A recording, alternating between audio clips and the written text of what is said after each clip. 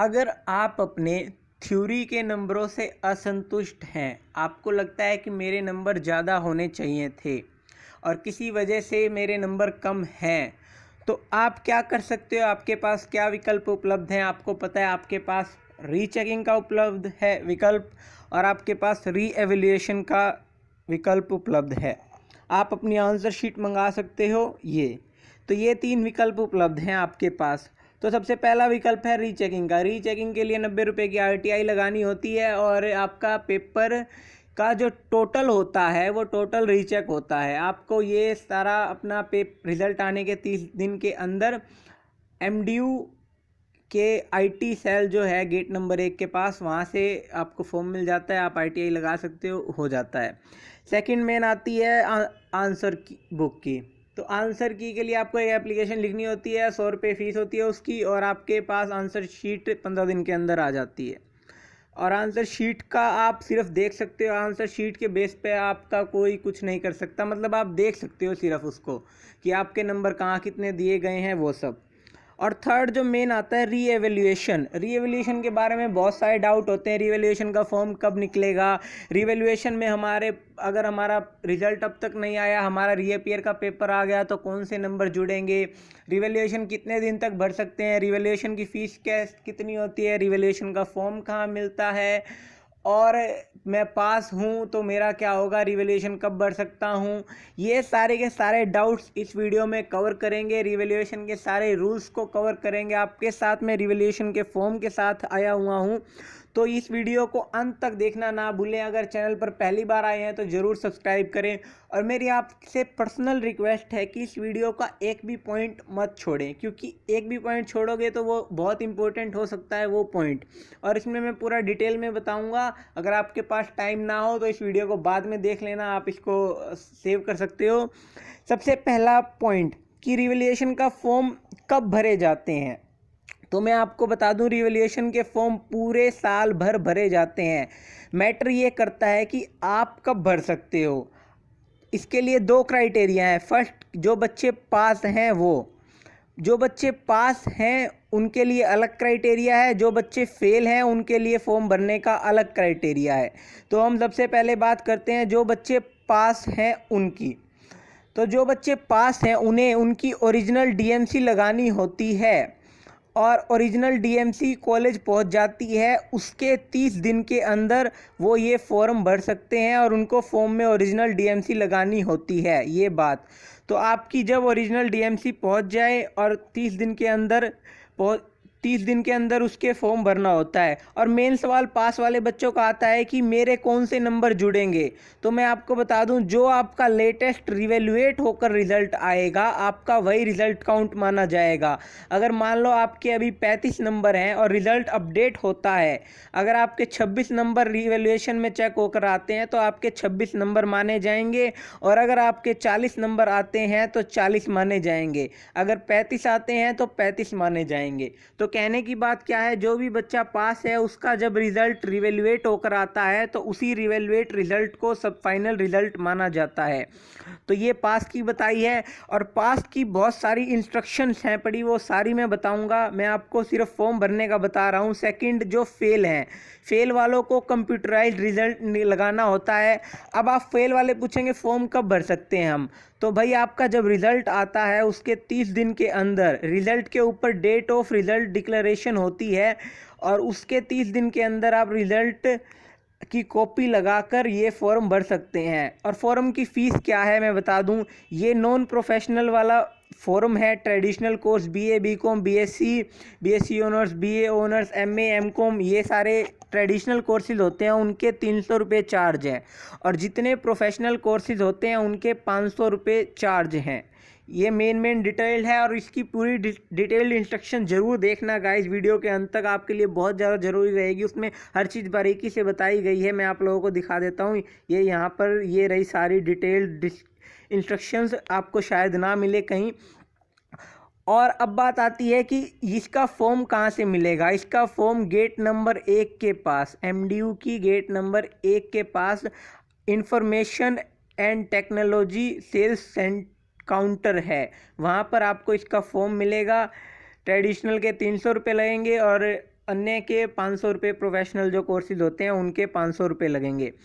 और अगर आपको एक से ज़्यादा पेपर में रिवैल्यूएशन भरना है तो कितने चार्जेस लगेंगे, तो मैं आपको कहना चाहूँगा, आपको पता है रीअपीयर के पेपर आपके एक सेमेस्टर में 700 रुपये लगते हैं, चाहे आपके एक में रीअपीयर हो चाहे 4 में रीअपीयर हो, 700 रुपये लगते हैं एक सेमेस्टर के। लेकिन रिवैल्यूएशन के फॉर्म में ऐसा नहीं है दोस्तों। रिवैल्यूएशन के फॉर्म में आप जिस भी पेपर का रिवैल्यूएशन का फॉर्म भरोगे, जैसे 300 रुपये लगते हैं तो उस पेपर के 300 रुपये लगेंगे। अगर आप यहाँ पर 5 सब्जेक्ट का भरते हो तो आपके 1500 रुपये लगेंगे, और उसकी एडिशनल पर्ची आपको डीडी वाली बिल्डिंग में, वहाँ पर ब्लॉक है, वहाँ से आपकी कट जाएगी अलग से। तो जैसे जिसने 2 पेपर का भरना है तो उसके 600 रुपये लगेंगे। 300 रुपये का तो ये फॉर्म हो गया, और 300 रुपये की अलग से पर्ची डीडी वाली बिल्डिंग में ब्लॉक है, वहाँ से कटेगा। अब मैं आपको ये फॉर्म दिखा देता हूँ, आपको हर डिटेल बारीकी से भरनी है।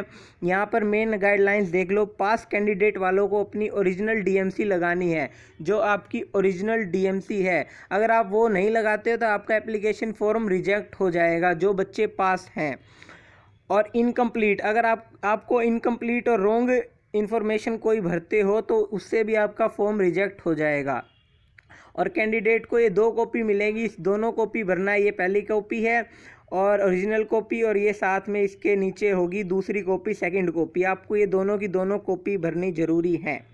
यहाँ पर नेम भरना है, यहाँ पे फादर नेम, यहाँ पर नेम ऑफ एग्जामिनेशन, यहाँ पे क्लास, यहाँ पे रोल नंबर, यहाँ पे सेशन, यहाँ पे आप फेल हैं, पास है, रीअपीयर है, वो भरना है। यहाँ पर मार्क्स ऑब्टेन्ड कितने हुए हैं आपके उस सेमेस्टर में, वो भरना है।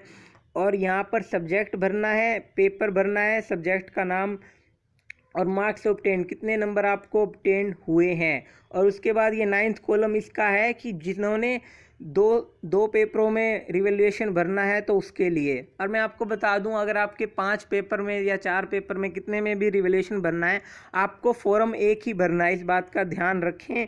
ये आपका रिसिप्ट नंबर कट जाएगा अगर 300 से ज़्यादा का है आपका। और 10वां, आपको यहाँ पे स्पेसिमिन ऑफ अपनी हैंड राइटिंग में 2 लाइनें लिख देनी है।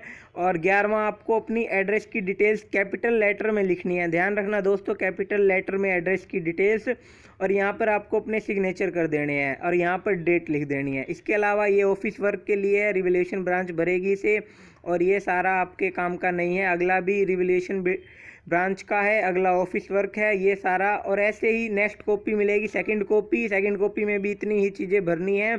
यहाँ तक आपने भरनी है, और इसके बाद सारा काम रिवैल्यूएशन ब्रांच का होता है। और ये फॉर्म जब आप जमा कराओगे तब आपको एक डायरी नंबर मिलेगा, एक 4 अक्षर का डायरी नंबर मिलेगा। वो डायरी नंबर आपको याद रखना है। आपको ये फॉर्म जमा कहाँ कराना है मैं आपको बता दूं, रिवैल्यूएशन ब्रांच में जमा कराना है। परीक्षा सदन एमडीयू में रिवैल्यूएशन ब्रांच है, वहाँ पर ये फॉर्म जमा कराना है। वहाँ पर डायरी नंबर देंगे, 4 अक्षर का, 3 अक्षर का, वो आपको याद रखना है ज़रूर। अब सारे मेन इंस्ट्रक्शंस पे आ जाते हैं। तो पहला भाई फीस देख सकते हैं, 300 रुपये है पर आंसर बुक है। पर आंसर बुक मतलब हर पेपर के 300 रुपये लगेंगे। BA, BCom, BSc, BCom, MA, MCom, MSc etcetera, जितने भी नॉन प्रोफेशनल कोर्सेज हैं उनके पर आंसर बुक के 300 रुपये। और नेक्स्ट है प्रोफेशनल कोर्सेज, जैसे BEd, MEd, BE, BTech, BAMS, MBA, MCA, LLB, LLM, BBA, BCA, B pharmacy, ये सारे एटसेट्रा, जितने भी प्रोफेशनल कोर्सेज हैं उनके 500 रुपये लगेंगे पर आंसर बुक। तो अब बात आती है 300 से 500 रुपये, मान लो 2 पेपर के भरने हैं तो आपको एक ही फॉर्म भरना है, चाहे आपके 5 एक सेमेस्टर में 5 पेपर के भरने हो, 6 के भरने हो, 2 के भरने हो, फॉर्म आपको एक ही भरना है। और 500 हर पेपर के 500 होंगे प्रोफेशनल में।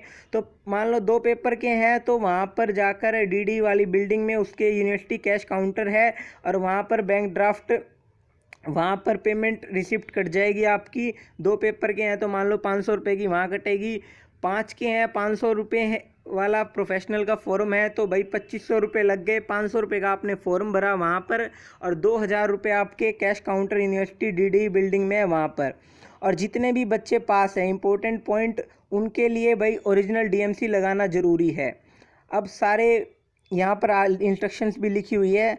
ओनली 1 फॉर्म, आपको एक ही फॉर्म का इस्तेमाल करना है। आपके एक से ज़्यादा पेपर सब्जेक्ट में भी आपने रिवैल्यूएशन भरना है तब भी। और यहाँ पर सारे अब मेन आ जाते हैं भाई, पूरी डिटेल्ड इम्पोर्टेंट इन्फॉर्मेशन।